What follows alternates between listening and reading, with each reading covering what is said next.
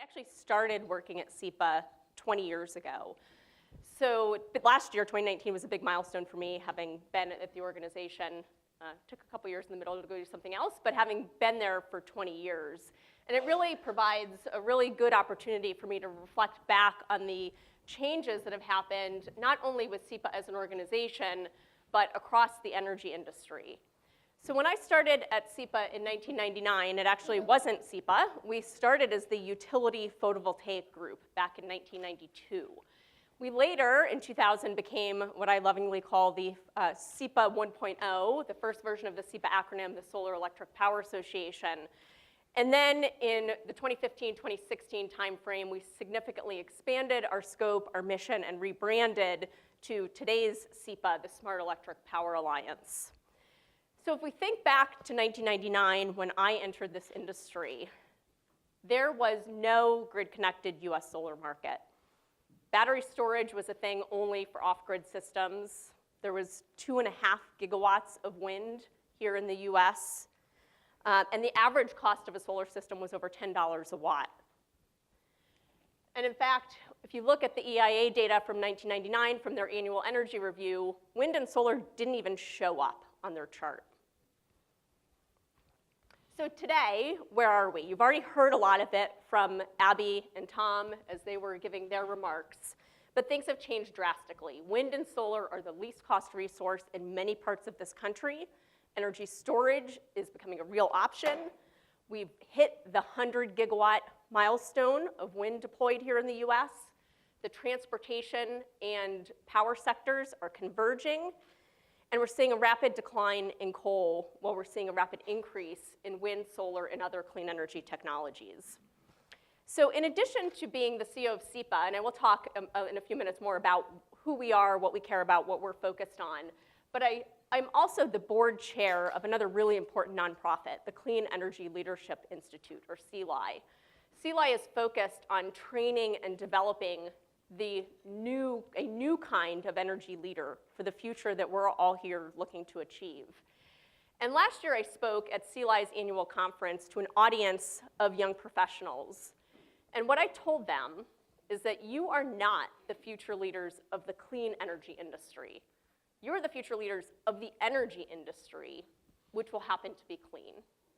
And I think that's a really important distinction and really one for all of us. We're seeing this transformation happen.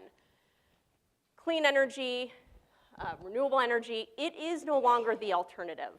We need to stop talking about that as alternative energy. It is becoming what this industry is all about. So where do we go from here? So at SEPA, our vision, a vision we've adopted, but we are clearly not the only ones, is for a carbon-free energy future by 2050. That is something that is going to take all of us in this room and everyone across the globe to accomplish. SEPA's specific role in that, getting to that vision, is our mission, which is focused specifically on the electric power sector and helping ensure that this transition is a smart one towards the clean and modern grid. We're looking to make sure that we are thoughtful, intentional, that we are looking at the trade-offs that we have to make, being intentional to ensure that we're minimizing unintended consequences, to ensure that we have the safe, affordable, reliable, and clean electricity that everyone in this country needs and deserves. So, going back to this vision, we've again heard it from the speakers already this morning, but there is this massive wave towards sort of agreement around this goal of carbon-free or some say carbon neutral, depending on the company, by 2050. And a really interesting stat, personally, that I find fascinating is actually from the Sierra Club, who has looked at city and state commitments to clean energy. 1 in 4 Americans lives in a city or state that has made a commitment to 100% clean energy. That is massive, and that was not 1 in 4. I think earlier in 2019 it was 1 in 5, and very quickly moved to 1 in 4. I'm sure in 2018 it was a much smaller percentage even than that.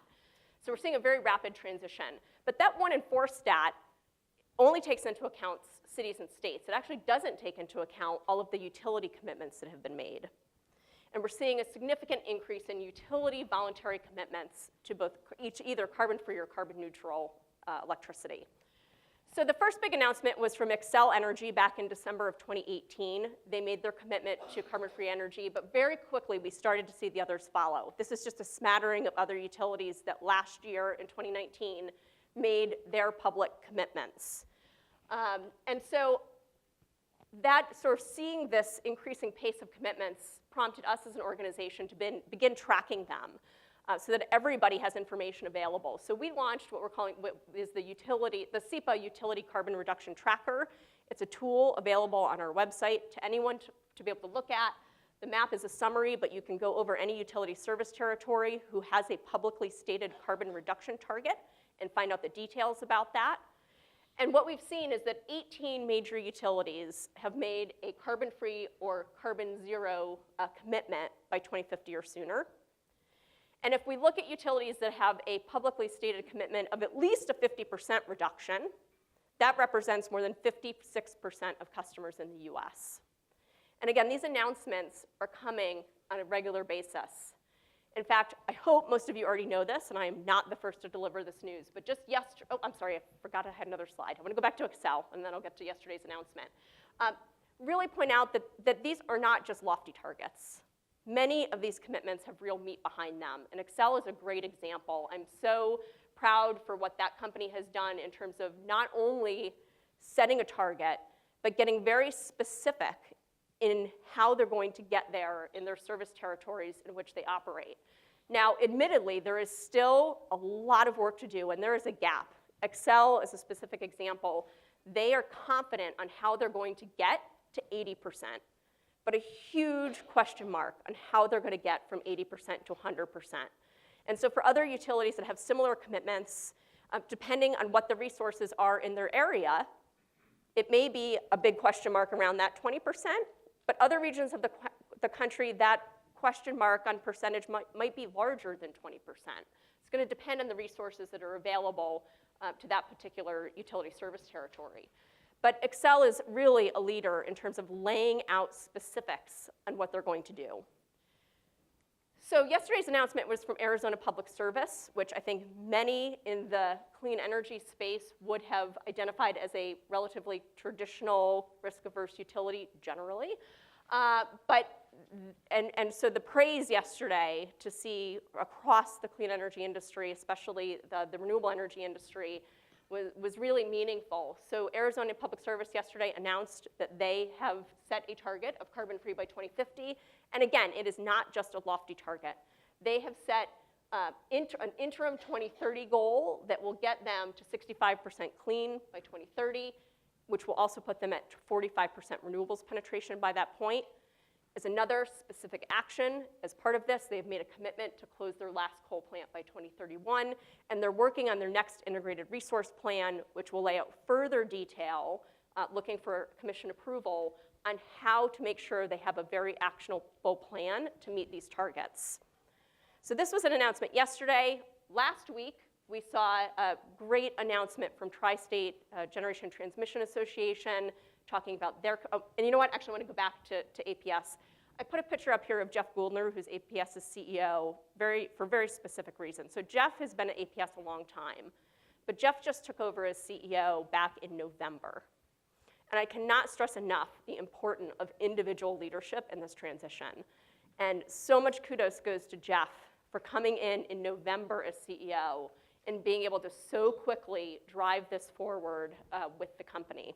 Similarly with TriState, TriState also has a new CEO. Dwayne Hiley took over in April last year. He was with a different G&T previously. And Dwayne has been able to come in and again, from an individual leadership standpoint, really help drive transition within an organization that many in this industry would consider conservative, risk-averse, and more challenging than some others to implement change. TriState has committed to retiring their last coal plant in New Mexico by 2020, and their last coal plant in Colorado by 2030, and an interim 2024 goal of 50% renewables penetration. For TriState, that is impressive. 50% renewable penetration by 2024 as a target. So again, really significant things happening here, not just with the power providers, the utility companies who people have always thought of as leading edge and pushing the boundaries, but it's happening all across the industry. Okay, so moving on to, okay, so what is SEPA doing in terms of helping to fill this vision of a carbon-free energy future by 2050? So Sheila mentioned in my introduction we have 1,100 members. To give you a little bit more flavor, about 750 of those members are electric utilities across almost all investor-owned utilities are members, hundreds of municipal utilities, hundreds of rural co-ops. More than 70% of the state public utility commissions are members. We have hundreds of members that are technology companies, product manufacturers, project developers, other types of solution providers. So all of these players working together in terms of collaborating and finding win-win business solutions to drive towards this common vision. So for SEPA, with that membership mix and our expertise and our focus, there are 4 what we call SEPA pathways that we are focused on where we believe we can help the industry make the most progress. And those are around utility business models, state regulatory innovation, grid integration, and transportation electrification. So I'll talk about each of those a little bit more. So utility business models. At SEPA, we think utilities are absolutely integral to the future of this transition. Maybe we could do it without them, but we believe it would take a lot longer and in the end be a lot more expensive than if we can find ways to continue to evolve utility business models to make sure that they remain sustainable businesses and are provided the right incentives in order to be able to help with this transition.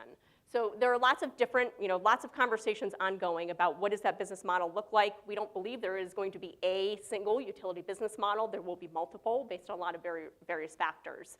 But our team is working with the industry on what might those business models look like, both at a very high level in terms of like the nuts and bolts of like how a utility actually makes money, but also the building blocks of what are the new programs and services that utilities can offer to customers that move them in this direction of being able to shift.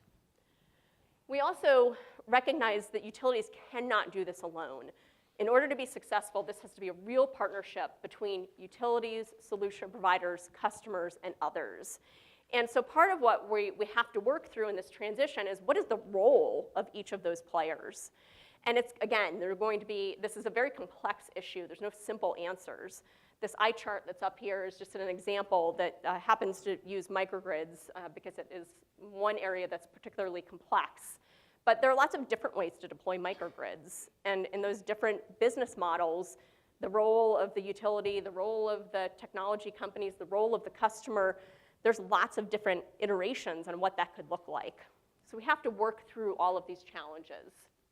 Moving on to regulatory innovation, this chart up here is not specific to our industry, but just as we've heard everyone talking this morning, the pace of change is expediting. And when we think about that from a highly regulated industry, that's a challenge. So our state regulatory processes, practices, structures were set up in many cases a century ago, many, many decades ago, at least in a time when our world was large central station power plants with one-way power flow and you deliver, it was much simpler. Today it's becoming much more complex. So SEPA believes that we're going to need regulatory innovation in order to make sure that regulation can still fulfill its intended purpose, but that it's also not impeding our ability to innovate and move forward. So we also recognize that all 50 states are unique. They truly are when it comes to regulation and their processes and practices. But there are a number of common challenges that states have across the board around these issues. So we have an initiative called the Renovate Initiative that is working with a collection of state regulators, state legislators, consumer advocates, utilities, technology companies, and a whole variety of other stakeholders, including many of the trade associations in this room, to work on potential solutions to each of these 4 common challenges that we've identified. So actually at the February NARUC meeting that's coming up, we'll be releasing sort of the first set of solutions, potential solutions, again, recognizing there's no one-size-fits-all solution to any of these. So recognizing that any state utility service territory should be able to look and say, oh, yeah, we have that problem. Those 5 solutions aren't going to work for us for whatever reasons, but those 2 might, so let's focus our attention on those 2. And then I, again, went back to the microgrid example, again, just to bring home the point about the complexity. So this is a chart our team put together when working with one particular jurisdiction, trying to help them figure out, like, what does regulation need to look like for microgrids? And it is just immensely complex. And so if we aren't innovating from a regulatory front, we need that in order to enable the new utility business models that we were talking about earlier. And it's not just about the utility. It's about, again, the utility, the solution providers, and the customers all working collaboratively. Moving on to grid integration, we are focused on reducing the friction points in order to accelerate clean energy. So we have, last year we surveyed 60 of the major utilities in the US to ask them what are their major friction points around grid integration. So that's what this chart up here at the top shows. Apologize for the small font, but you can see forecasting impact of distributed energy resources is at the top of the list, and some of the other challenges that they have. So that has helped guiding our work in this area. On the right, just to demonstrate that this clean energy future, this evolution, this transition that's happening isn't just about distributed. It's about utilities, large scale utility, but also distributed. But when it comes to distributed energy resources, there is an added layer of complexity because, and not all distributed energy resources are the same. They have different values and attributes. And that makes this whole equation around business models, regulation, and grid integration that much more complex.